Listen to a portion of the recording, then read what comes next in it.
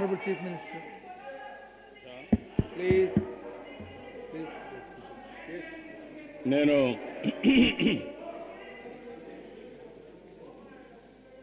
YSR Congress party టోటల్గా కన్ఫ్యూజన్లో ఉన్నారు. దేశం చాలా కన్ఫ్యూజన్లో ఉన్నారు. ఒకరొకరు మీ లీడరే కన్ఫ్యూజన్లో ఉన్నాడు. బిల్లును వ్యతిరేకిస్తానంటే దేనికి చెప్పాడు ఆయన అనేది 2014 యాక్ట్ ప్రకారం ఈ భూమి తీసుకోవడానికి వీలు లేదు అంటే ఏంటి, 2013 అంటే ఏంటి, అక్కడ రాజధాని రావడానికి వీలు లేదు అంటే మీరు కన్ఫ్యూజన్ కాకపోతే ఏంటిది అంటే, రెండవది అక్కడ ల్యాండ్ వాల్యూ ఎక్కువ ఉంది, తర్వాత ఇంకో కాంట్రడిక్షన్, అక్కడ ల్యాండ్ వాల్యూ ఎక్కువ ఉంది, ల్యాండ్ వాల్యూ ఎక్కువ ఉంది కాబట్టి నేను ల్యాండ్ ఎక్విజిషన్ తీసుకోలేకపోతున్నాను. అక్కడ ల్యాండ్ వాల్యూ ఎక్కువ ఉండడం కాదు, అక్కడ ఉండే రిజిస్ట్రేషన్ వాల్యూ కూడా నేను చెప్పాను. ఆ రిజిస్ట్రేషన్ ప్రకారం వాళ్ళకి ఇస్తే చాలా తక్కువ డబ్బులు వస్తుంది, ల్యాండ్ పూలింగ్ వల్ల వాళ్ళకి ఎక్కువ ఆదాయం వస్తుందని చెప్పాను.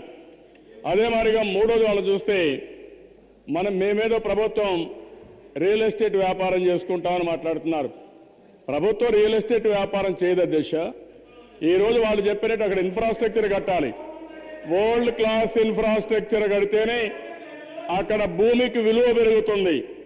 భూమికి విలువ పెరిగితేనే మనం ఇచ్చే భూమికి ఆ ప్లాట్కి అతను కూడా విలువ పెరిగే పరిస్థితి వస్తుంది.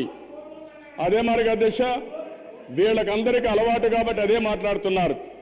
ఇంకో పక్క మళ్ళా కాంట్రడిక్షన్ చూస్తే నూజివీడులో భూమి ఉంది, అదే మరి వినుకొండలో భూమి ఉంది, అక్కడ ఎందుకు పోరంటున్నారు.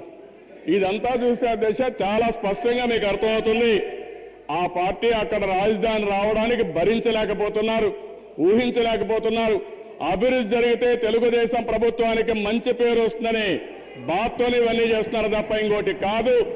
అధ్యక్ష నేను మిమ్మల్ని ఒకటే కోరుతున్నా, వాళ్ళు ఇప్పటికైనా సరే మీ పద్ధతి మార్చుకొని మొదటి నుంచి కూడా మీరు ఇదే మారిగా ఉన్నారు. ప్రతిరోజు ఒక్కొక్క మాట మాట్లాడుతున్నారు. మీకెవ్వరికి కూడా స్పష్టత లేదు. మీ పార్టీ అంత ధైర్యం ఉంటే చెప్పండి, ఇక్కడ రాజధాని వద్దని మీకు ధైర్యం ఉంటే చెప్పండి, కానీ అనవసరంగా చేయడం కరెక్ట్ కాదు.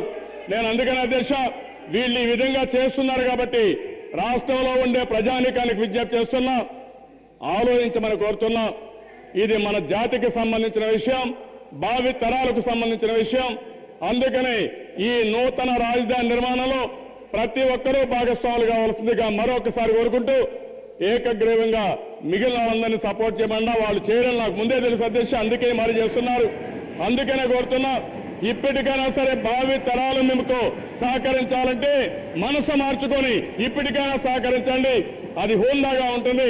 అది చేయలేకపోతే మీ విద్యతకే వదిలిపెడుతున్నారని చెప్పి మరొకసారి తెలియజేస్తూ ఈ విషయం